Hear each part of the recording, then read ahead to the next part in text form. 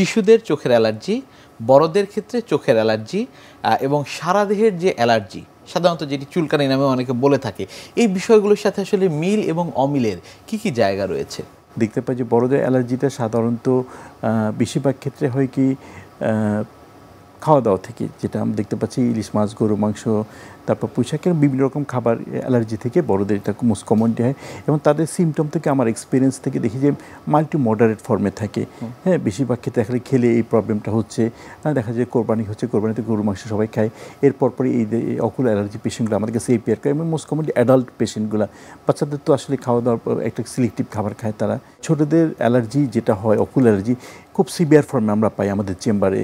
হ্যাঁ, দেখা যায় যে তার এই যে ভার্নাল ক্যারোটোকনজেক্টিভাইটিস মোস্ট কমনলি বাচ্চাদের হয় একেবারে ছোট বয়সে সাধারণত 6 মাস থেকে 5 বছর পর্যন্ত এগুলো খুব কমন থাকে। তারপরে আরও বড় বাচ্চাদেরও থাকে। সেক্ষেত্রে দেখা যায় চোখ খুব ফোলা থাকে, চোখ লাল, চোখের দৃষ্টিশক্তি খুব মানে দেখা যায় অনেক ক্ষেত্রে কমে যায়। এই প্রবলেমগুলো খুব বেশি নিয়ে আমাদের কাছে আসে। এবং দেখা যায় যে বিশেষ করে মফস্বলের বাচ্চাদের, যারা গ্রামে থাকে, বাচ্চাগুলো দেখা যায় পুকুরে তারা গোসল করে এবং তাদের আউটডোর অ্যাক্টিভিটিস অনেক বেশি থাকে, মাঠে তারা খেলতে যায়, ধুলাবালি খুব বেশি এক্সপোজ হয়। সে দেখা যায় যে এদের অকুলার অ্যালার্জি সাইন সিমটমগুলো খুব সিভিয়ার ফর্মে থাকে।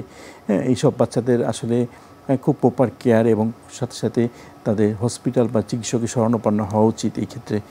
আর হোল অ্যালার্জি স্কিন বডিতে যেটা, সেটা আসলে দেখা যায় যে আমরা মোস্ট কমনলি কোনো একটা ডাস্টি এনভায়রনমেন্ট এক্সপোজ হলো, হ্যাঁ, তারপরে দেখা যায় কোনো একটা ওষুধ, ড্রাগস খেলে, হ্যাঁ, দেখা যায় খুব সিভিয়ার রিয়াকশন হয় বাচ্চাদের, বড়দের ক্ষেত্রে এটা বিষয় বাচ্চাদেরও হয় অনেক সময়।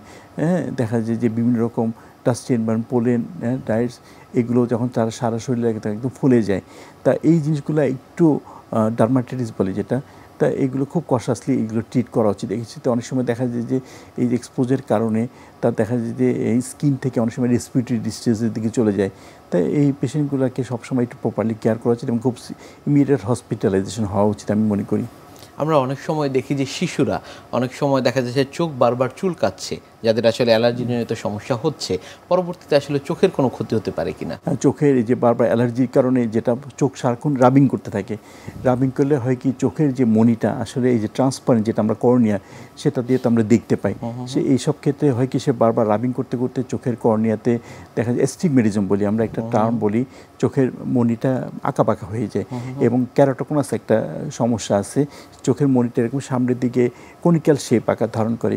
যখন এটা হতে থাকে তখন তার চোখের দৃষ্টিশক্তি খুবই কমে যায় এবং এটা খুবই একটা জটিল প্রক্রিয়া, আমাদের চিকিৎসা করতে হয় এবং এটা খুব একটা বাজে টাইপের একটা কমপ্লিকেশন রেজ করে।